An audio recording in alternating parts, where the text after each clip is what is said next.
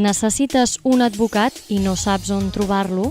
Atlegem Abogados és un despatx situat a Esplugues de Llobregat, especialitzat en dret laboral, dret de família, dret de consum i assessorament fiscal i legal d'empreses. La satisfacció del client és la nostra raó de ser.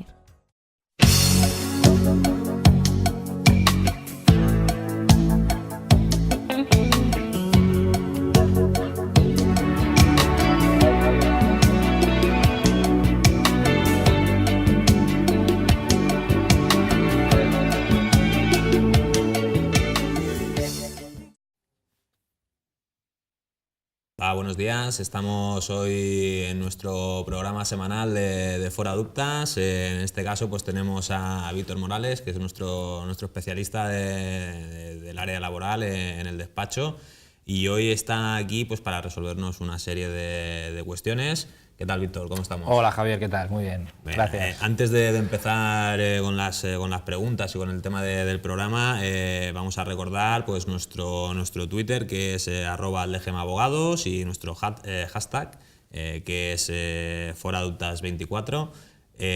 Bueno, si nos queréis hacer cualquier pregunta o preguntarnos cualquier cosa, nosotros lo iremos contestando durante toda la semana, ¿vale? Bueno, dicho esto, vamos a presentar el tema en concreto, que el tema en concreto es qué es lo que ocurre si voy a trabajar y me encuentro con que la empresa sorpresivamente ha cerrado. Exacto. Esto también, bueno... ¿Cómo tengo que reaccionar yo? ¿Qué es lo que tengo que hacer un poquito?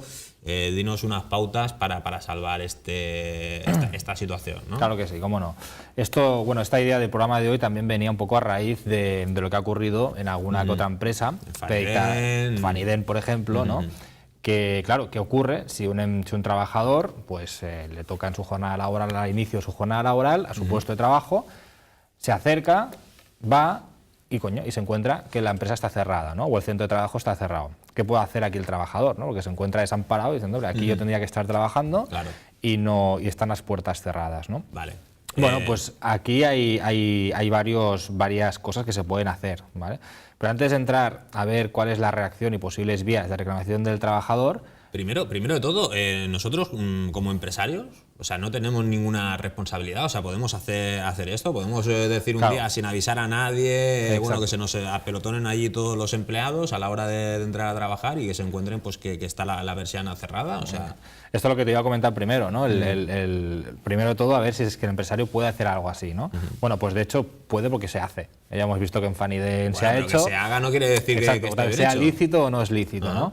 Bueno, pues depende de la situación, ¿no? Aquí en lo de Faniden, pues con lo que hemos visto, pues no ha sido una actuación lícita, porque también está por lo penal, parece ser, supuestamente, como estamos viendo en las noticias, pero en otros casos similares, que no viene de una estafa, sino, por ejemplo, no sé, un trabajador que ha hecho sus vacaciones, finaliza sus vacaciones y al inicio de su reincorporación laboral se encuentra la persiana cerrada, ¿no? Eso ha pasado, últimamente con la crisis del 2008, etcétera.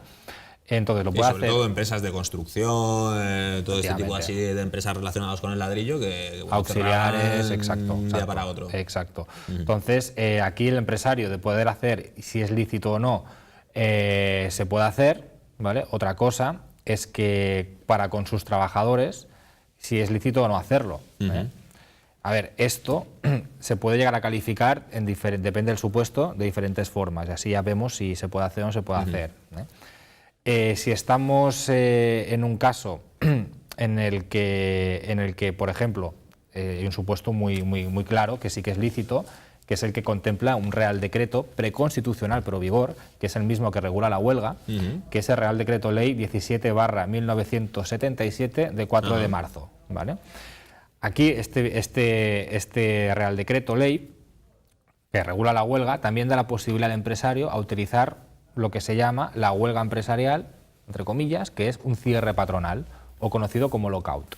¿Esto qué es? Bueno, pues esto consiste en lo siguiente, es cuando un empresario, a raíz de una huelga, porque hay una huelga montada, o alguna otra, digamos, modalidad irregular colectiva, que no sea huelga, pero hay unos cuantos trabajadores que, sin haber utilizado el método de huelga, que necesita un procedimiento, pues se han parado ahí y han comenzado a liarla en la empresa porque querían reivindicar no sé qué cosas.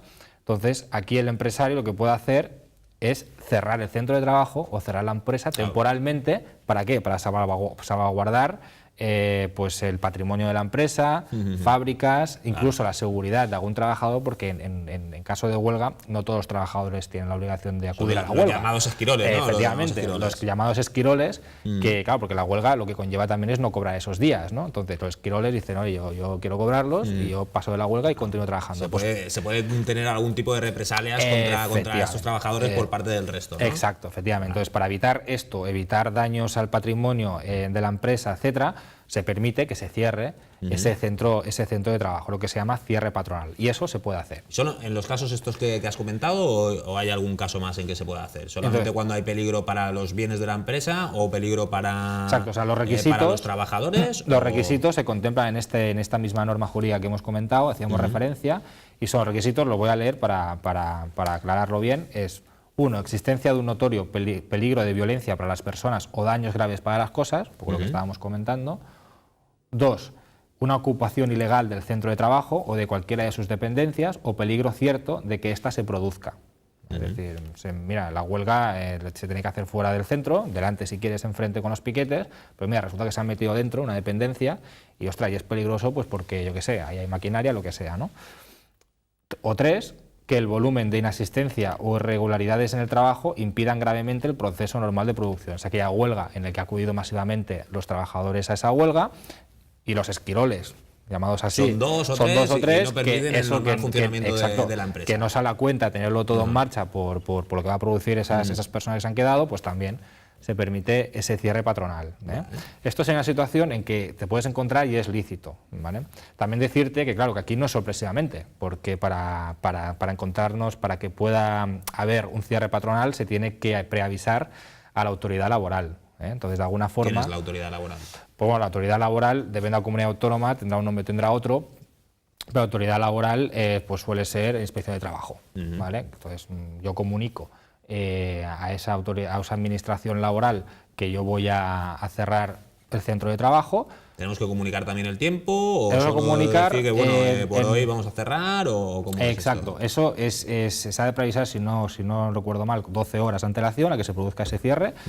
Y luego, la autoridad laboral, esa inspección lo sabe, pues bueno, hasta cuando el tiempo necesario para evitar todos estos daños que hemos comentado. O sea, pero 12 horas antes, pues muchas veces si nosotros se nos pone allí un piquete, no sabemos si realmente, claro, con 12 horas de antelación no sabemos si se va a producir incidentes, si no se van a producir incidentes. Efectivamente, a no ser, entonces aquí entraríamos en materia precisa, además de lo que es el cierre patronal, pero aquí sí hay una necesidad de urgencia, se puede hacer y luego, pero el preaviso es, exacto, el preaviso es que no pase más de 12 horas también desde que se produce ese cierre, ¿no?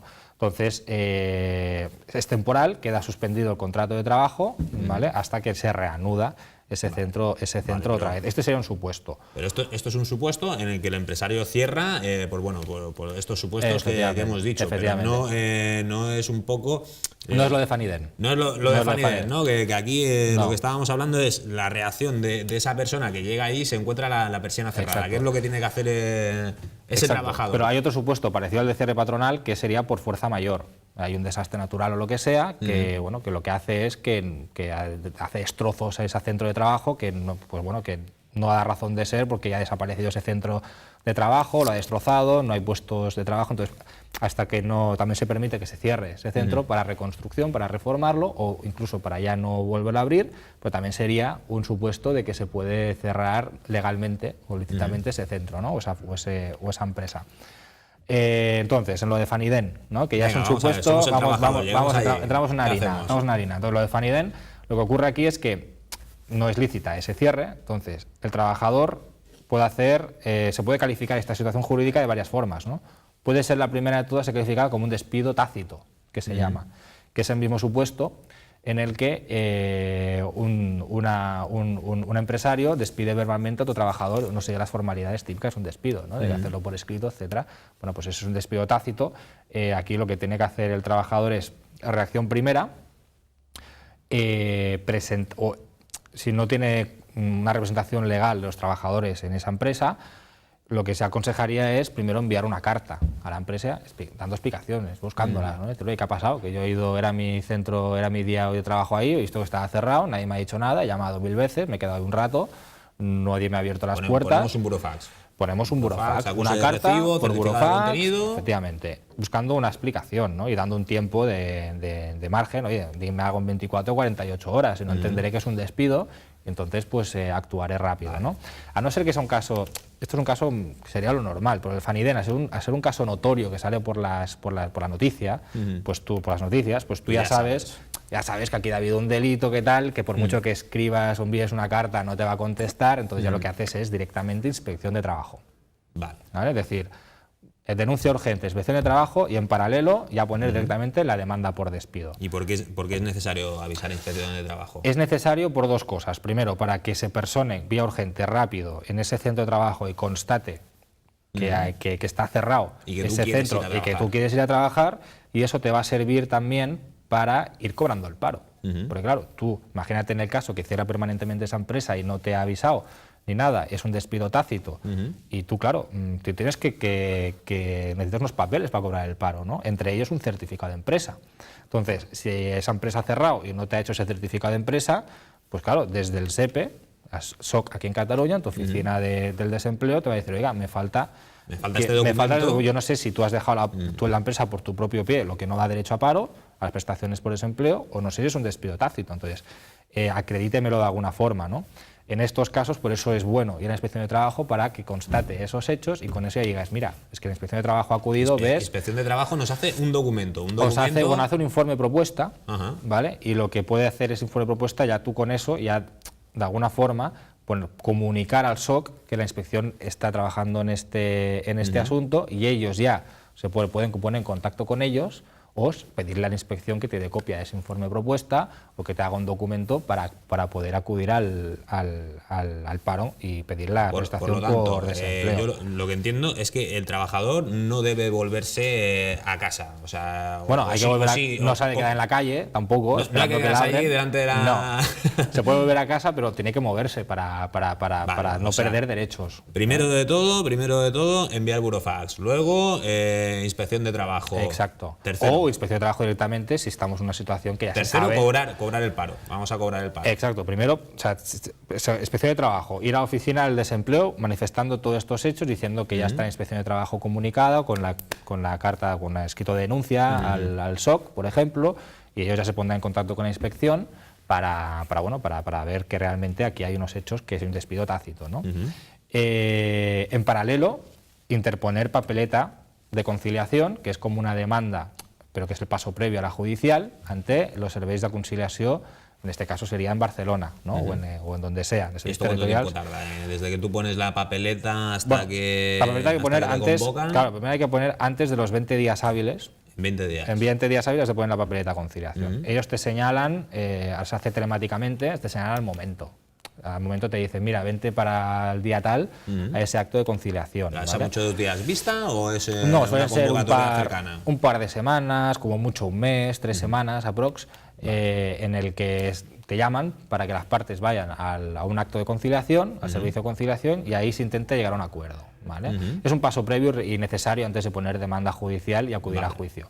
Como no van a venir porque están cerrados, o ha quebrado la empresa o ha habido una estafa, como en este caso que estamos comentando, y se ha ido de patitas, pues lo que tienes que hacer es poner demanda judicial ya en paralelo para ahorrar tiempo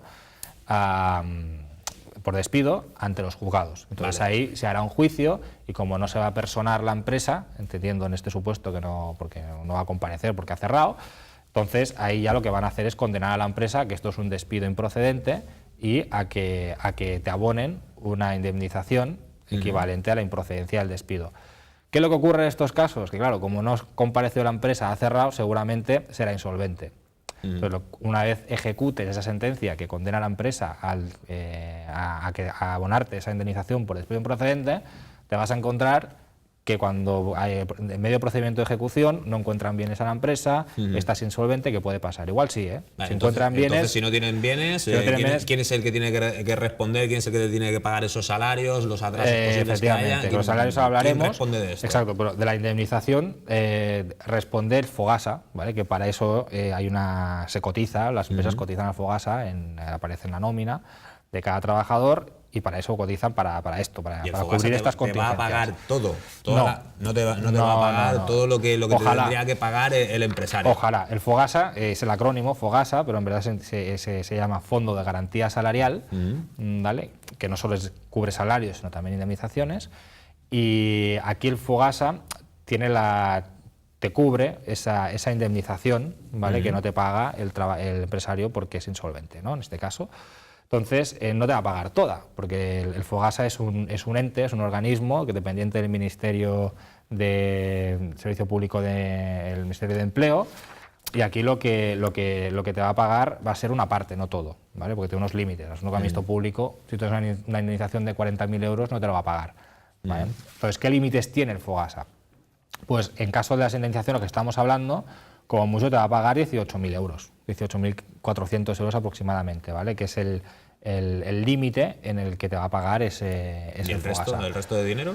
¿Lo damos por perdido? ¿El salario? No, el salario también lo puede... bueno, el resto de indemnización sí, claro, porque... Ya no la vamos a cobrar. No la vamos a cobrar, Y si a posteriori, pues nosotros has dicho que tenemos una demanda ejecutiva puesta y hemos hecho una investigación de bienes. Después de cobrar del Fogasa, no podemos volver a reactivar esa demanda ejecutiva y volver a hacer una investigación de bienes, a ver si esa, por lo que sea, pues se descubren unos bienes nuevos ahora, etcétera, etcétera. Se podría hacer, y de hecho el Fogasa se subroga en tu posición, tus derechos y obligaciones, y lo que va a hacer también es intentar, va a buscar también bienes de esa empresa para satisfacerse de esa indemnización que a ti también te ha pagado el Fogasa. ¿Vale? Entonces, lo puedes buscar tú y el Fogasa también lo va a hacer, buscar los bienes. ¿Tienen alguna prelación? ¿Tendrías que ser tú primero el que cobrara? Claro, en el caso, tú primero, luego ya cobraría el Fogasa. Sí, tú primero, vale. Y además, como con cualquier ejecución, o sea, van a ir primero desde lo más líquido hasta lo menos líquido. Primero van a buscar cuentas bancarias, dinero, tal, y a partir de ahí van a tirar a lo menos líquido, que incluso pueda llegar a subastarse pues los bienes que pueda tener o titular la empresa, maquinaria, lo que haga falta. Vale. Y también, en estos casos, lo que suele pasar es que hay unos salarios de vengados que no te paga la empresa. Es decir, si la empresa ha cerrado ese centro de trabajo o esa fábrica el día 15, claro, tú has estado trabajando 14 días. ¿Vale? El día 15, el día de despido, también lo tienes que cobrar. ¿Eso quién lo paga? Entonces, al final pasará lo mismo como con el tema del despido. No es tan urgente porque lo del despido conlleva una prestación de desempleo para que no deje de tener ingresos el cliente. Por eso decíamos de ir urgente a la inspección de trabajo, pero ya que vas, aprovecha también y di, oye, mira, es que yo he estado trabajando 14 días, 15 días porque el del despido también cuenta, de tácito, y no me han pagado, ni finiquito, ni ese mes, pues ya de paso lo que hago es denunciar también para que me pague ese salario ante la inspección de trabajo, y a la vez papeleta, conciliación y demanda judicial, como hemos dicho antes, ¿vale? Aquí ya no es tan prematuro el tiempo, ya se tiene que hacer en 20 días, tienes un año para poder reclamarlo, pero bueno, cuanto antes lo reclames, antes mejor. Lo cobrarás. Y son dos procedimientos porque no se pueden acumular. El finiquito sí que lo puedes acumular. Entonces tú, pero no el salario. Lo que me estás diciendo es que esto sería un despido improcedente, ¿no? El despido improcedente. Exacto. Y el despido procedente, sé que lo has explicado alguna vez aquí. Lo podemos recordar. Pero bueno, a ver, recuérdanos un poquito qué tipo de indemnización le correspondería a cada uno de ellos. ¿Cuál sería la diferencia, no? O sea, si a nosotros nos despiden improcedentemente, ¿cuánto cobramos? ¿Qué indemnización recibimos? Efectivamente, el despido se puede calificar básicamente no, se califica o procedente o improcedente o nulo, ¿de acuerdo? Si el despido es procedente, significa que no tenemos derecho a indemnización alguna, porque lo que quiere decir es que las causas de ese despido son legales y se han probado. Entonces, a partir de ahí, tú no tienes derecho a nada. Sí que tienes derecho a paro, pero no tienes derecho a una indemnización. Y al finiquito también. La indemnización por despido no. El despido improcedente lo que significa es que ese despido, o por forma o por fondo, no se ha hecho conforme a ley. No está bien hecho, no está hecho correctamente. No se ha hecho conforme a ley. Entonces, lo que conlleva, ahí sí que conlleva, la condena conlleva a dos cosas, a elección de la empresa, a no ser que seas tú un delegado de prevención, un delegado de personal, representante de los trabajadores, que entonces recae sobre ti esa elección. ¿Qué elección hablo? Dos, una, reincorporarte a tu puesto de trabajo, porque el despido es improcedente, te reincorporas y eso conlleva reincorporarte en las mismas condiciones y abonarte los salarios de trámite, ¿vale? Que son aquellos salarios que van desde la fecha de efectos del despido hasta tu reincorporación. O sea, no has estado trabajando durante un tiempo, pero tú porque estaba pendiente el proceso, todo ese salario lo tienes que percibir. Lo tienes que percibir. Vale.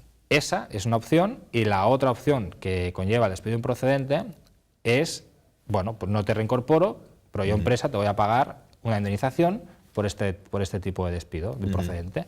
Esa indemnización actualmente son de 33 días por año trabajado, ¿vale?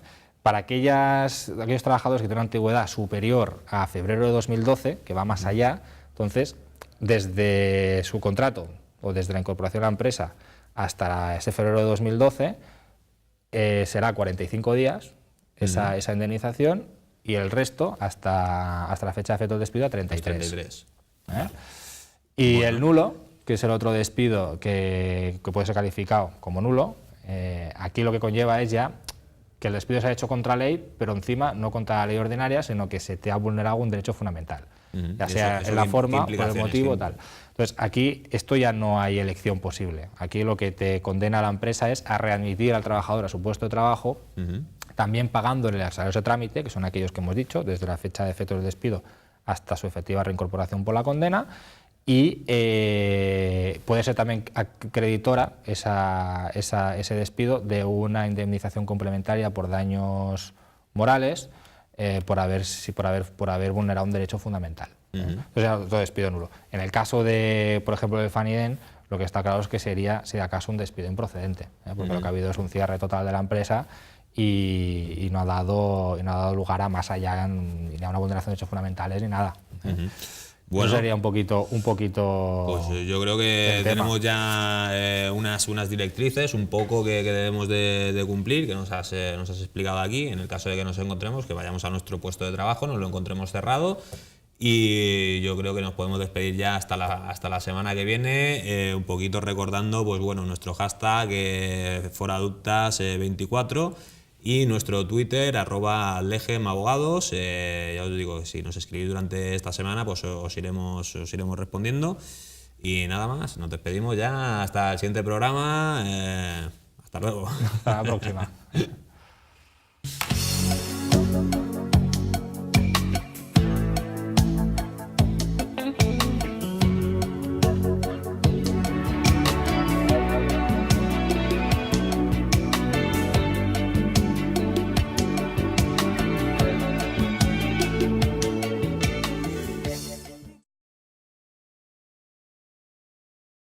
Necessites un advocat i no saps on trobar-lo? Legem Abogados és un despatx situat a Esplugues de Llobregat, especialitzat en dret laboral, dret de família, dret de consum i assessorament fiscal i legal d'empreses. La satisfacció del client és la nostra raó de ser.